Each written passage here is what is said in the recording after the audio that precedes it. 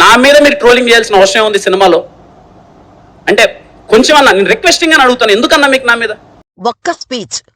ఒకే ఒక్క స్పీచ్ అందరూ అతడిని చూసే దుక్కోణాన్నే మార్చేసింది. అతడిని అప్పటి వరకు బాగా డబ్బున్నోళ్ల కొడుకు, రాజకీయ నాయకుడి బంధువు, బాగా సంపాదించిన ఎన్ఆర్ఐ అని రకరకాలుగా అనుకునేవారు. కాని కా సినిమా ప్రీ రిలీజ్ ఈవెంటులో అతడి స్పీచ్ విన్నవారంతా షాకయ్యారు. ఆ యువ నటుడు కిరణ్ అబ్బవరం మాట్లాడుతుంటే వేదికపైనే ఉన్న నాగచైతన్య కూడా అలా చూస్తూ ఉండిపోయాడు. ఆ యువ హీరో వచ్చింది ఒక నిరుపేద కుటుంబం నుంచా? ఇతడు కూడా మనలాంటి సామాన్యుడేనా అని తెలిసి అంతా ఆశ్చర్యపోయారు.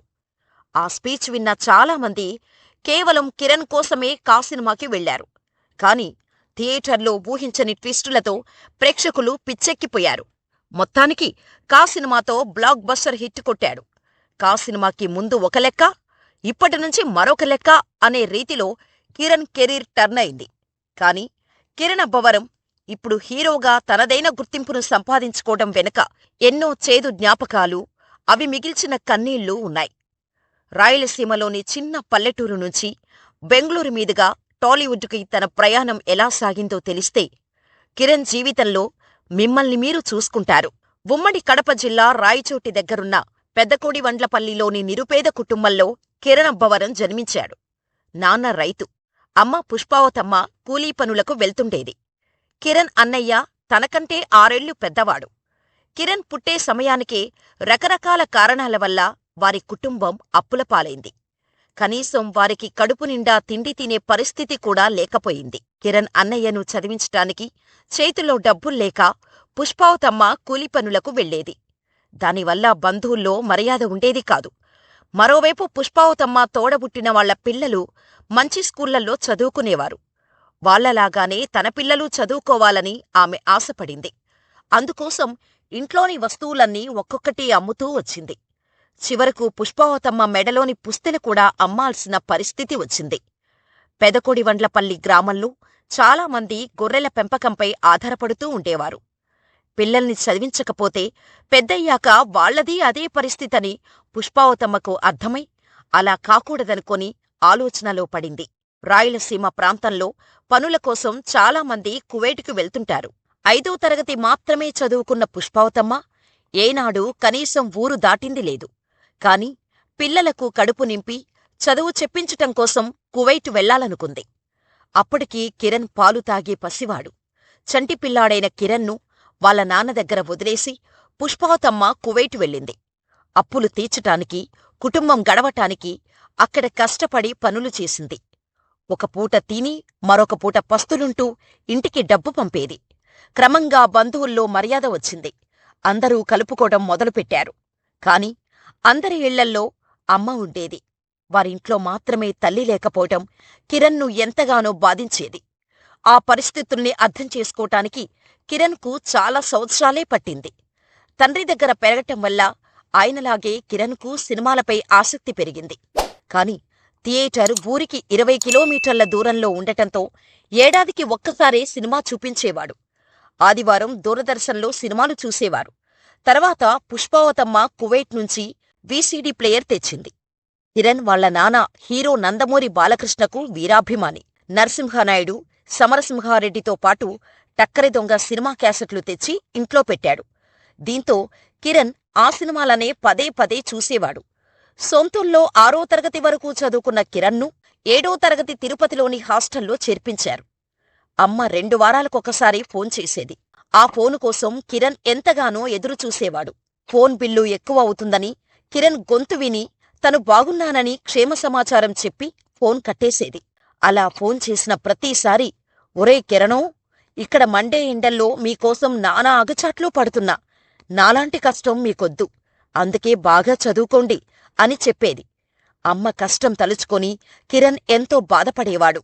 కాని అమ్మ చెప్పినట్టు చదువుకుంటే జీవితాలు మారిపోతాయని కిరణ్ చదువు మీద శ్రద్ధ పెట్టేవాడు. ఇంటర్మీడియట్ పూర్తి చేశాక అన్నమయ్య యూనివర్సిటీలో కిరణ్ బీటెక్లో జాయిన్ అయ్యాడు. అప్పటికీ వాళ్ల అన్నయ్యకి జాబొచ్చింది. 9,000 రూపాయల జీతం వస్తే కిరణ్కు 4,000 పంపేవాడు. అన్నయ్య చూపించిన ప్రేమే కిరణ్కు అమ్మలేని లోటును చాలా వరకు తీర్చింది. కిరణ్ చదువు పూర్తయ్యాక పుష్పావతమ్మ కువైట్ నుంచి ఇండియాకు పూర్తిగా తిరిగొచ్చేసింది. అప్పులన్నీ తీర్చగా తన దగ్గర మిగిలిన 4 లక్షల రూపాయలతో రాయచోటిలో ఓ ఇల్లు కొన్నది. దీంతో కిరణ్ అప్పుడప్పుడు అమ్మ దగ్గరకు వెళ్లేవాడు. అంతగా చదువుకోని అమ్మే మొండి ధైర్యంతో దేశం కాని దేశం వెళ్లి అప్పులన్నీ తీర్చి కుటుంబాన్ని నిలబెడితే చదువుకున్న నేను ఖచ్చితంగా అనుకున్నది సాధించగలనని కిరణ్ మనసులో అనుకునేవాడు. బీటెక్ పూర్తయ్యాక నెట్వర్కింగ్కు సంబంధించి కోర్సులు నేర్చుకుంటే కిరణ్కు బెంగళూరులో ఉద్యోగం వచ్చింది. అలవాటు లేని భాష, కొత్త ప్రాంతం కావటంతో అక్కడ ఇమడలేకపోయాడు. బెంగళూరులో కొంతకాలం పనిచేశాక ఇది నేను కోరుకున్న జీవితం కాదు అని కిరణ్కు బలంగా అనిపించింది. ఇదే సమయంలో హైదరాబాదు నుంచి గిరీష్ అనే వ్యక్తి నుంచి కిరణ్కు ఫోనొచ్చింది. కిరణ్ కాలేజీలో చదివేటప్పుడు గిరీష్ తన సీనియర్. అతనికి సినిమాలంటే పిచ్చ ప్యాషన్. షార్ట్ ఫిల్మ్ తీస్తూ ఓ రోజు కిరణ్కు ఫోన్ చేసి, నేను తీసి షార్ట్ ఫిల్మ్కి నువ్వైతే బాగుంటావు, వచ్చేయ్ అన్నాడు. గిరీష్ మాట విని కిరణ్ ప్రతి వీకెండ్ హైదరాబాదు వచ్చి షార్ట్ ఫిల్మ్లో నటించి వెళ్లిపోయేవాడు. ఆ షార్ట్ ఫిల్మ్కి యూట్యూబ్లో మంచి రివ్యూలు, వ్యూసు వచ్చాయి. అది చూశాక తాను కూడా నటనకు పనికొస్తానని కిరణ్కు అనిపించింది. సినిమాల గురించి తెలుసుకుంటూ ప్రయత్నాలు చేయటం మొదలుపెట్టాడు. వారమంతా బెంగళూరులో జాబ్ చేస్తూ వీకెండ్లో హైదరాబాదు వచ్చి షార్ట్ ఫిలిమ్స్లో నటిస్తూ సినీ రంగంలోని వివిధ విభాగాల గురించి తెలుసుకోవటం మొదలుపెట్టాడు. ఇలా దాదాపు 3 ఏళ్లు కష్టపడ్డాక సీరియస్గా ప్రయత్నాలు చేద్దామని ఉద్యోగం మానేసి హైదరాబాద్ వచ్చేశాడు. అప్పుడే అమ్మనాన్నలకు అనారోగ్య సమస్యలు రావటంతో కిరణ్ కుటుంబం మళ్లీ ఆర్థిక ఇబ్బందుల్లో పడింది. రాయచోటిలో ఉన్న ఇంటిని అమ్మేసి మళ్లీ సొంతూరికి వెళ్లిపోయారు. ఆ పరిస్థితులకు తలవంచి మళ్లీ ఉద్యోగంలో చేరితే ఎప్పటికీ తాను అనుకున్నది సాధించలేనని కిరణ్ అనుకున్నాడు. అన్నయ్య ఉన్నాడన్న ధైర్యంతో ఉద్యోగం గురించి ఆలోచించకుండా తెగించి సినిమా రంగంలో అడుగుపెట్టాడు. ఆ సమయంలో నువ్వు హీరో అవుతావా అని హేళన చేసిన వారెందరో. చిన్నతనం నుంచి ఎన్నో రకాలుగా ఎదురుదెబ్బలు తిన్న కిరణ్ ఆ మాటల్ని అస్సలు పట్టించుకోలేదు. అమ్మ పుష్పావతమ్మ స్ఫూర్తితో ఓనమాలు కూడా తెలియకుండానే సినీ ఇండస్ట్రీలోకి వచ్చాడు. సక్సెస్ అయ్యాకే సొంతూరిలో ఓ ఇల్లు కట్టాలని లక్ష్యం పెట్టుకున్నాడు. చేతిలో చిల్లి గవ్వ లేకుండా హైదరాబాదులో అడుగుపెట్టిన కిరణ్ తెలిసిన వాళ్లతో కలిసి ఓ చిన్న గదిలో అద్దెకు ఉంటూ ప్రొడక్షన్ హౌసుల చుట్టూ తిరిగేవాడు. ఒక పూట తిని మరో పూట పస్తులున్న రోజులు చాలా ఉన్నాయి. అలా ప్రయత్నాలు చేస్తున్నప్పుడే మనో వికాస్ అనే నిర్మాత పరిచయమయ్యాడు. రాజావారు రాణిగారు సినిమాలో అవకాశమిచ్చాడు. 2019లో విడుదలైన ఆ సినిమా కిరణ్కు మంచి గుర్తింపు తీసుకొచ్చింది. వాస్తవానికి ఆ సినిమా రిలీజయ్యాకే ఇంట్లో వాళ్లకు కిరణ్ ఉద్యోగం మానేసినట్టు తెలిసింది. సరే, ఏదో ప్రయత్నిస్తున్నాన్లే, సినిమా అవకాశాలు వస్తాయిలే అనుకొని వాళ్ళమ్మ కూడా ఏమీ అనలేదు. కాని 2020లో కరోనా కారణంగా కిరణ్ సినిమా ప్రయత్నాలకు బ్రేక్ పడింది. అలాగని మౌనంగా ఉంటే ఎలా? అందుకే ఎస్ఆర్ కళ్యాణ మండపం సినిమాకి కథ, మాటలు తనే రాసుకున్నాడు.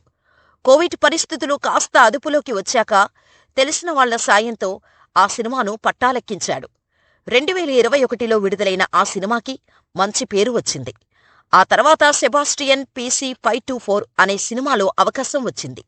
నిర్మాతలు ఆర్థిక సమస్యల వల్ల మధ్యలోనే సినిమాను వదిలేయటంతో దాన్ని పూర్తి చేయటానికి కిరణ్ అన్నయ్య 5-6 లక్షలు ఇచ్చాడు.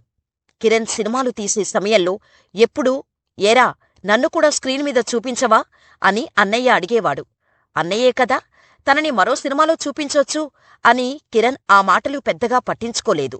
తమ్ముడిని హీరోగా చూడాలని తను చాలీ డబ్బుతో సరిపెట్టుకుంటూ తన ఆనందాలన్నీ వదులుకున్నాడు. అంత చేసిన అన్నయ్య సెబాస్టియన్ సినిమా విడుదల కాకముందే రోడ్డు ప్రమాదంలో చనిపోయాడు. అన్నయ్య మరణంతో కిరణ్ చాలా డిప్రెషన్లోకి వెళ్లిపోయాడు. ఎప్పుడూ ఏదీ అడగని అన్నయ్య కోరిన ఆ ఒక్క కోరికను తీర్చనందుకు ఇప్పటికీ బాధపడుతుంటానని కిరణ్ పలు సందర్భాల్లో చెప్పాడు. తన జీవితంలో ఆ వెలితి ఎప్పటికీ ఉంటుందని భావోద్వేగం చెందుతాడు. ఇక సినిమాల విషయానికి వస్తే హిట్లు, ఫ్లాపులు అనేది పట్టించుకోకుండా తన దారిలో తాను సినిమాలు చేసుకుంటూ వెళుతూనే ఉన్నాడు. కాని కంటెంట్ లేకుండా ఏడాదికి 4-5 సినిమాలు చేస్తున్నాడంటూ చాలామంది కిరణ్ను ట్రోల్స్ చేసేవారు. సినిమా బాగున్నా కావాలని రివ్యూలు నెగిటివ్గా రాసేవారు. అవేమీ పట్టించుకోకుండా కిరణ్ నటిస్తూనే ఉన్నాడు. సమ్మతమే, వినరో భాగ్యం విష్ణుకథ, రూల్స్ రంజన్ సినిమాలు కిరణ్కు మంచి పేరును తెచ్చిపెట్టాయి. మధ్యలో కొన్ని సినిమాలు డిజాస్టర్ అయ్యాయి. దీంతో మనం రాసుకున్న కంటెంట్తో సినిమా తీస్తే ఎవరు చూస్తారో తెలియదు. అదే ప్రేక్షకులు కోరుకునే కొత్తదనంతో తీస్తే తప్పకుండా ఆదరిస్తారు అని కిరణ్ అనుకునేవాడు. అప్పుడే సుజీత్, సందీప్ అనే అన్నతమ్ములు కథతో కిరణ్ దగ్గరకు వచ్చారు.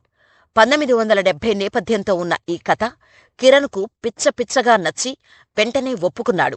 అయితే ఆ సినిమా షూటింగ్ మొదలుపెట్టడానికి ముందు కొన్ని నెలలు విరామం తీసుకొని సొంతూరు పెద్దకొండివండ్లపల్లికి వెళ్లి దగ్గరుండి ఇల్లు కట్టించి అమ్మనాన్నల చేత గృహప్రవేశం చేయించి సినిమా షూటింగుకు వచ్చాడు.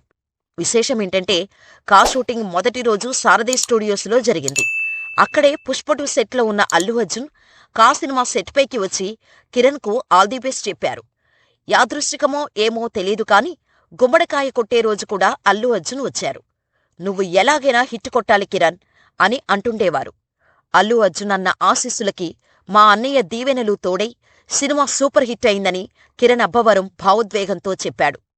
సినిమా అనుభవంతో మనకి తోచిన కథలతో కాకుండా ప్రేక్షకులు కోరుకునే వినోదాన్ని అందించటమే లక్ష్యంగా పెట్టుకుని సినిమాలు చేయాలనుకుంటున్నానని కిరణ్ అబ్బవరం తన మనసులో మాట బయటపెట్టాడు. ఇక తన మొదటి సినిమా రాజావారు రాణిగారులో హీరోయిన్గా నటించిన రహస్య గోరకును ఈ మధ్యనే కిరణ్ అబ్బవరం పెళ్లి చేసుకున్నాడు. రహస్య హైదరాబాద్ అమ్మాయి. కిరణ్, రహస్య మొదట్లో బెస్ట్ ఫ్రెండ్స్లా ఉండేవారు. అలాంటి అమ్మాయి భార్యగా ఉంటే ఎంత బాగుంటుందో కిరణ్ అనుకునేవాడు. చివరికి అమ్మకు రహస్య నచ్చటంతో పెద్దల సమక్షంలో పెళ్లి చేసుకున్నారు. రహస్యకి సినిమాలంటే చాలా ఇష్టం. అవకాశాల కోసం కిరణ్ కష్టాలు పడుతున్నప్పుడు, కొందరు ట్రోల్స్ చేసినప్పుడు ఎంతో అండగా ఉంది. సినిమా ప్రొడక్షన్ పనులన్నీ తనే చూసుకుంది. జీవితంలో ఎన్నో కష్టాలు చూసిన కిరణ్ అబ్బవరం ప్రస్తుతం సినిమా సక్సెస్ను ఎంజాయ్ చేస్తున్నాడు. కిరణ్ హీరోగా నటించిన వాటిలో మీకు నచ్చిన సినిమా ఏంటో కామెంట్ రూపంలో మాకు తెలియచేయండి. అలాగే మన ఛానల్ని సబ్స్క్రైబ్ చేసుకుని మీకు ఈ వీడియో నచ్చితే లైక్ చేసి షేర్ చేయండి.